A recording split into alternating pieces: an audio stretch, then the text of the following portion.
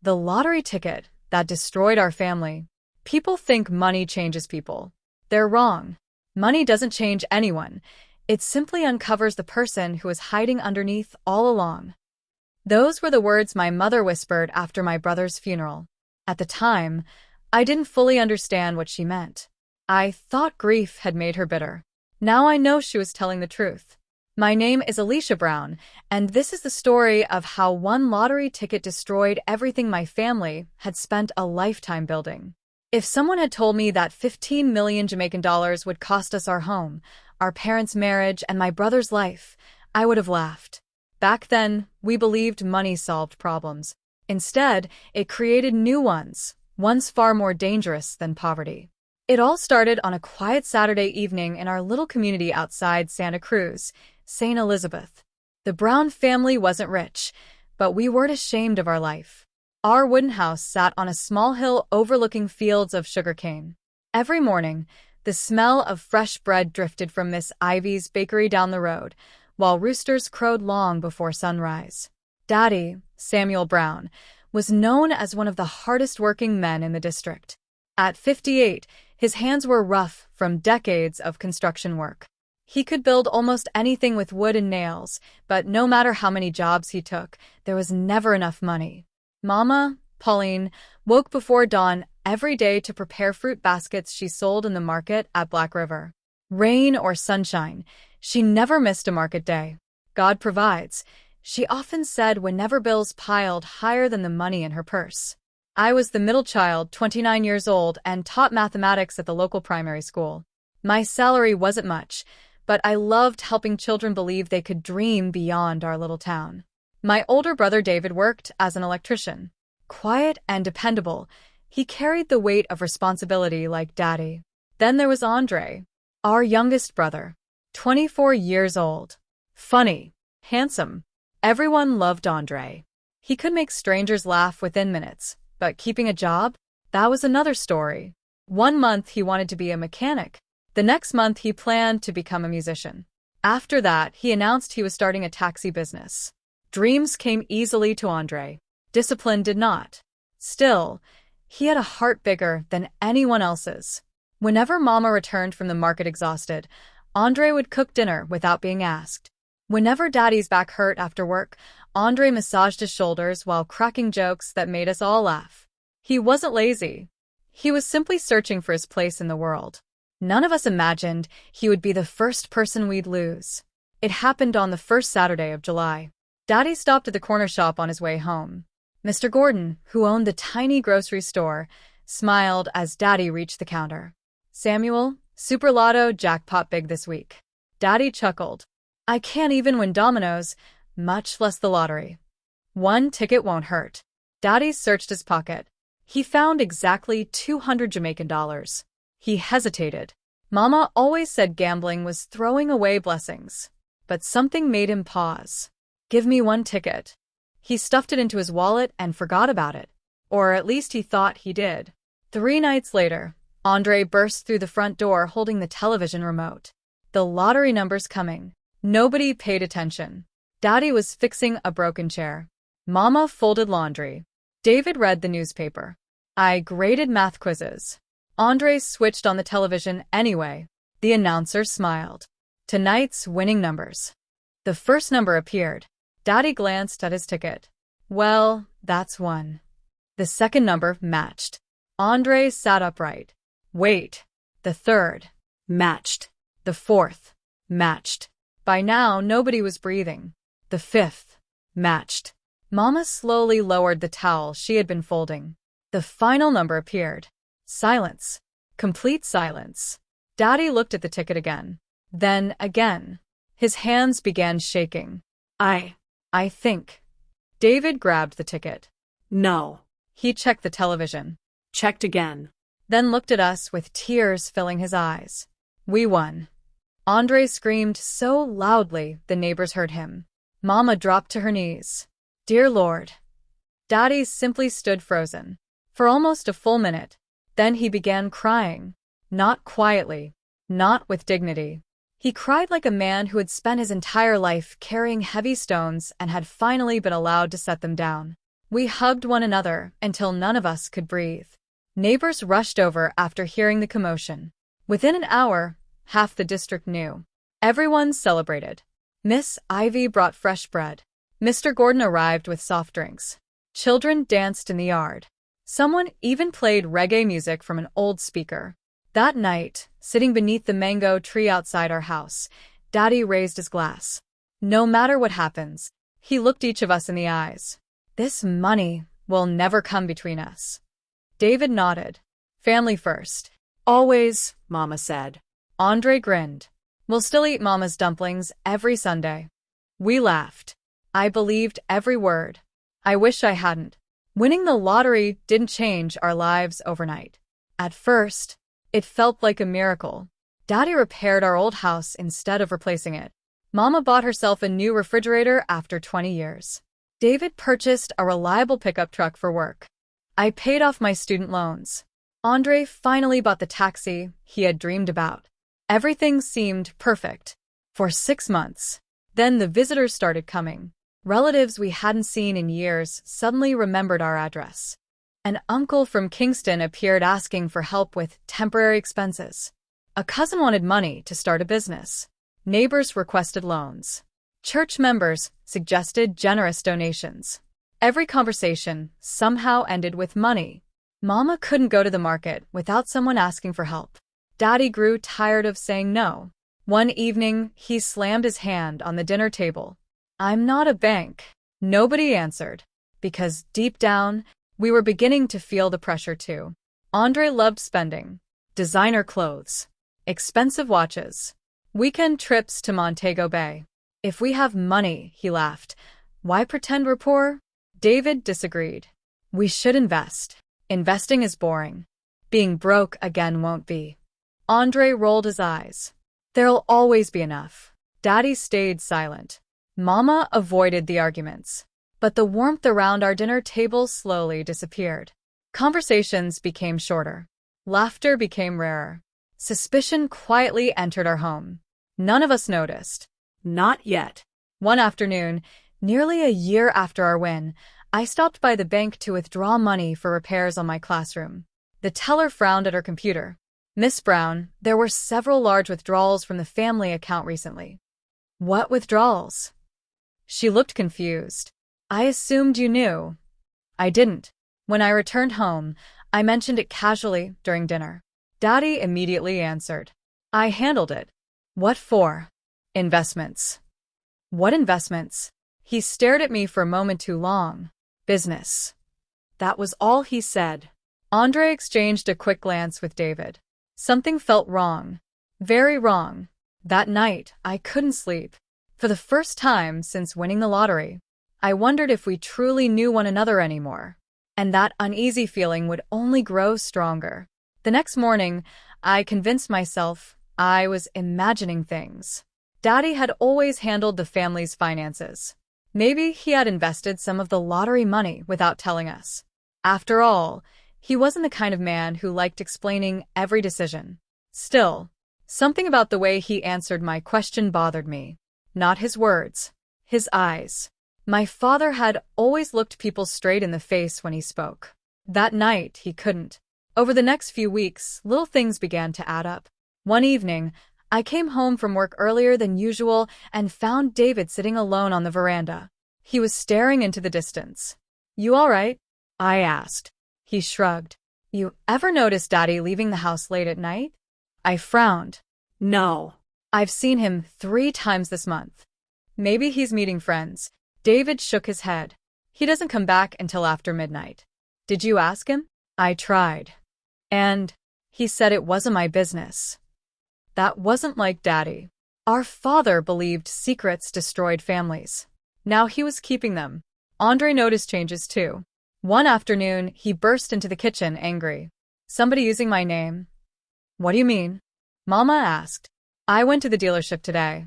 And they told me someone tried to buy another vehicle using my driver's license. David looked up immediately. Who? They couldn't tell me. Daddy remained unusually quiet. Instead of asking questions, he simply continued reading the newspaper. That silence spoke louder than any argument. By Christmas, the tension inside our house had become unbearable. Nobody laughed anymore. Meals ended quickly. Doors stayed closed. David began keeping financial records in a locked cabinet. Andre hid his car keys. Mama started carrying cash inside her blouse because she claimed money kept disappearing from her purse. Even I caught myself locking my bedroom door. The house that once echoed with music and conversation now felt like strangers renting rooms under the same roof. Then came New Year's Day. It should have been a celebration. Instead, it became the day our family broke apart. Mama prepared a large dinner. Curried goat, rice and peas, festival, fresh sorrel. For a few hours, everything almost felt normal. Then David placed several bank statements on the table. I think everybody should see these. Daddy frowned. What is this? Our account. Daddy reached for the papers. David pulled them back. No. You don't trust me? I trusted you. The room became silent. David slowly looked around the table. Nearly $3 million has disappeared. Mama's spoon slipped from her hand. What? I checked every withdrawal. He pointed at the statements. None of us approved them. Andre leaned forward. So, who did? David looked directly at Daddy. You tell us. Daddy's face turned red. I don't answer to my children. Andre slammed his fist onto the table. No. You answer, because that's our money too. Daddy stood. I earned this family. No, Andre shouted. We earned it together. For the first time in my life. I saw my father shove one of his children. Andre stumbled backward. The room froze. Daddy had never laid a hand on any of us. Not once. Mama burst into tears. Stop. Please stop. But it was too late. Something invisible had shattered. 3 weeks later, Mama moved out. After 34 years of marriage, she rented a small house near her sister in Black River. Nobody expected it, least of all Daddy. When she packed her clothes, he stood in the doorway. You're really leaving? She zipped her suitcase. I don't know who you are anymore. You believe them? I believe what I've seen. He reached for her hand. She stepped back.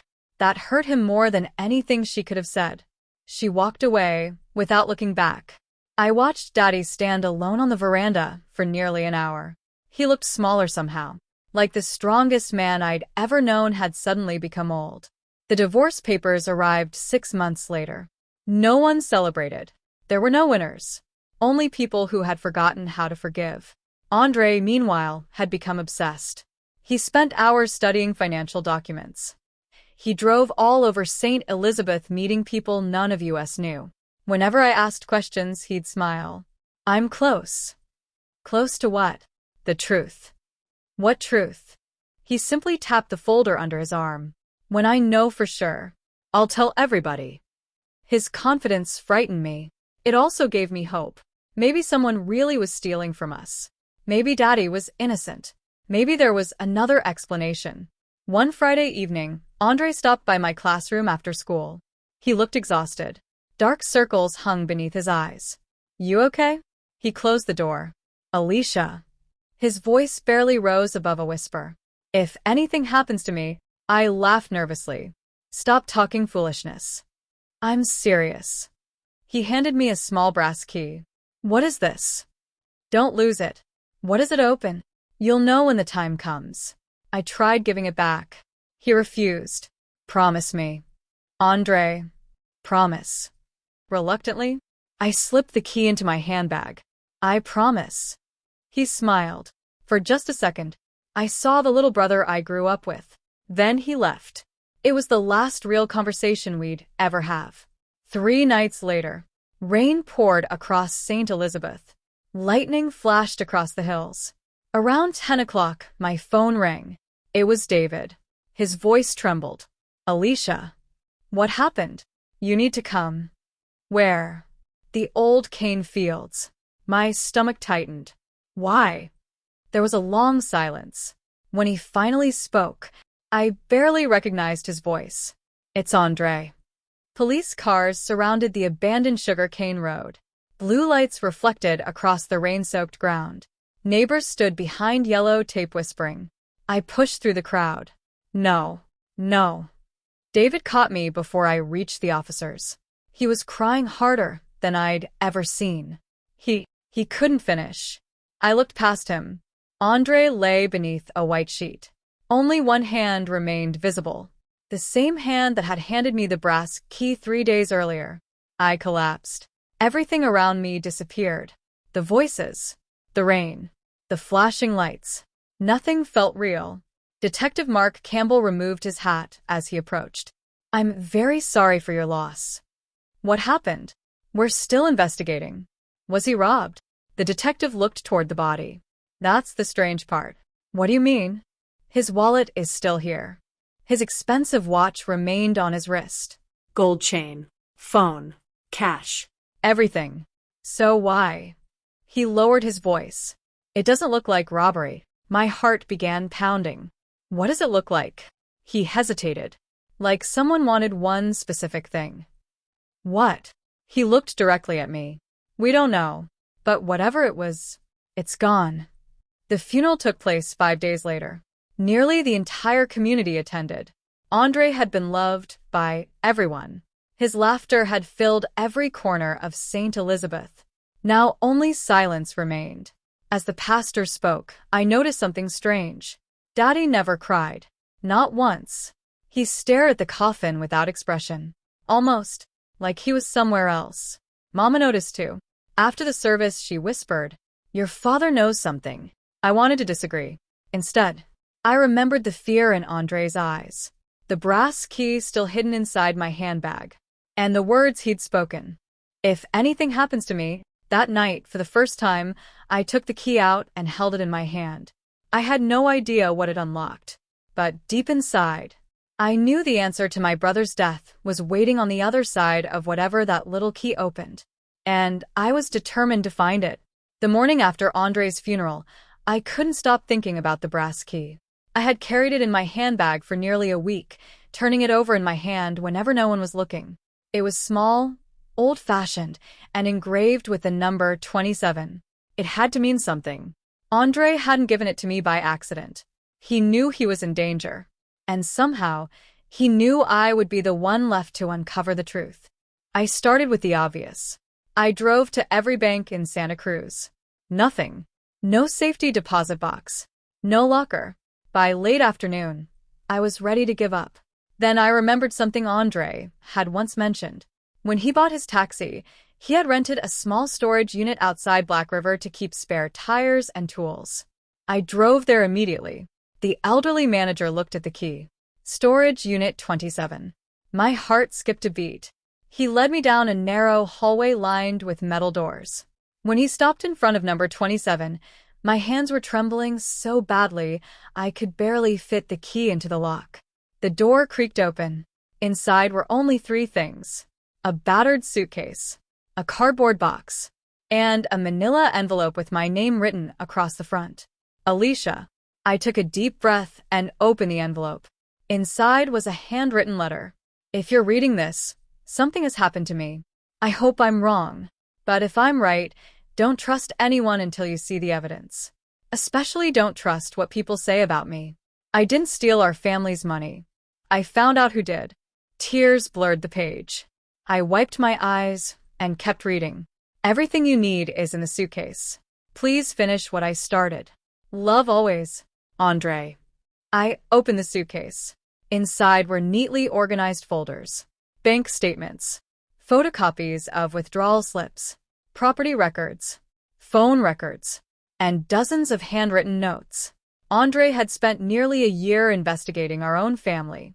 The more I read, the colder I became. Millions of dollars had disappeared. Not in one transaction. In hundreds. Small withdrawals. Wire transfers. Cashier's checks. Always signed by one person. Samuel Brown. My father. No.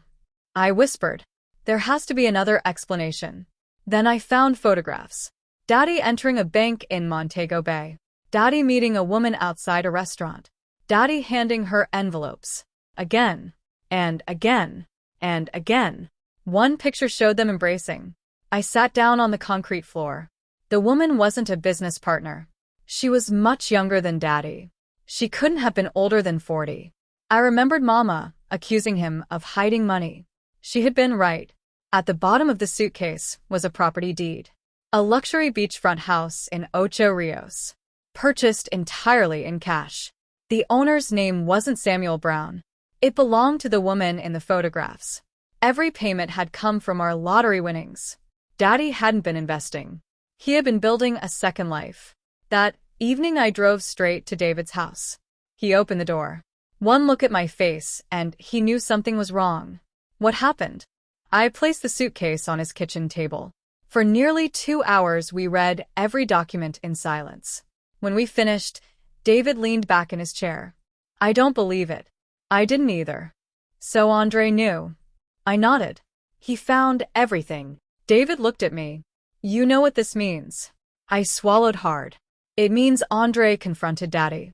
Neither of us wanted to say the next thought out loud, but we were both thinking it. What if our father had been the last person to see Andre alive? The next morning we took everything to Detective Mark Campbell. He spent nearly an hour reviewing the evidence. Finally, he looked up. This changes everything. Can you arrest him? Not yet. Why not? Financial fraud isn't murder. But Andre, we still have to prove what happened that night. He stood. Leave this with me. As we walked toward the door, the detective called my name. Alicia. I turned around. Your brother was brave. What do you mean? He knew exactly how dangerous this was. 3 days later, Detective Campbell called. We need you at the station. His voice sounded different. Urgent. David and I arrived within 20 minutes. The detective closed the office door. We searched your father's truck. What did you find? A receipt. For what? A shovel. Neither of us understood. Then he spread several photographs across his desk. Freshly disturbed earth near the cane field where Andre had died. The police had dug there that morning. They recovered a burned folder. Most of the papers had been destroyed, but enough remained to identify them. They matched the missing financial documents Andre had been carrying the night he died. Someone had tried to destroy the evidence. That afternoon, the police arrested Samuel Brown. The entire community watched in disbelief. Neighbors cried. Some refused to believe it. Others quietly admitted they'd noticed strange behavior for months. Mama didn't say a word. She simply closed her eyes as the police car drove away. The trial began 6 months later. Every seat in the courtroom was filled. The prosecutor laid out the timeline. For nearly 2 years, Samuel Brown secretly transferred millions from the family's lottery account into accounts controlled by his girlfriend. When Andre discovered the missing money, he began gathering proof. On the night he died, he met his father in the abandoned cane field. Witnesses had seen Daddy's truck nearby. The argument became heated. Andre refused to hand over the evidence. Samuel shoved him. Andre lost his footing on the rain-soaked ground. His head struck a large limestone rock. The blow fractured his skull. He died within minutes. Instead of calling for help, Samuel panicked. He took the folder, staged the scene, and drove away. He never intended to kill his son, but his decision afterward turned a tragic accident into a crime. When it was Daddy's turn to testify, the courtroom became silent. He looked 20 years older. His shoulders sagged. His voice shook. I loved my son. The prosecutor asked quietly, then why didn't you call an ambulance? Tears rolled down his face. I was afraid. Afraid of what? Losing everything. The prosecutor looked directly at the jury. And what did you lose instead? Samuel couldn't answer. The jury deliberated for less than 4 hours. They found him guilty of manslaughter, fraud, and attempting to destroy evidence. As officers led him away, he turned toward us. I'm sorry. Mama lowered her head. David stared at the floor. I couldn't speak. Some apologies come too late. People often ask me whether winning the lottery ruined our family. For years, I said yes. But now, I answer differently. The lottery didn't destroy us. Greed did. Pride did. Secrets did. Money simply gave those things room to grow. Today, I still teach mathematics at the same primary school in St. Elizabeth. David rebuilt his electrical business from the ground up. Mama returned to selling fruit in the market, not because she had to, but because she said honest work gave her peace. The remaining lottery money was divided after the court proceedings. Most of it was gone. Legal fees, hidden accounts, and wasted spending had swallowed almost everything. In the end, the fortune that once seemed endless had nearly vanished. Sometimes I drive past the old family house. The mango tree still stands. The veranda, where we laughed together, is quiet now. Children from another family play in the yard, unaware of the dreams and heartbreak that once filled that home.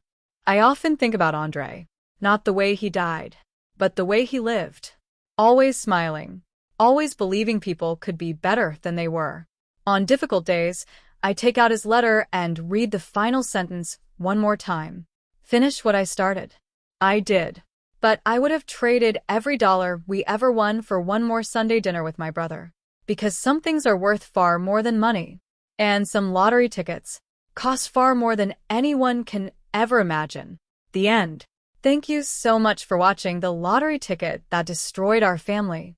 I truly appreciate you spending your time with me, and I hope this story kept you engaged from beginning to end. If you enjoyed this story, please like this video, leave a comment, and subscribe to the channel.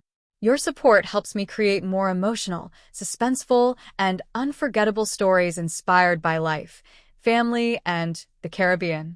I'd love to hear from you. Where are you watching from today? Let me know your country, state, or city in the comments below. I enjoy seeing how many different places our storytelling family reaches around the world.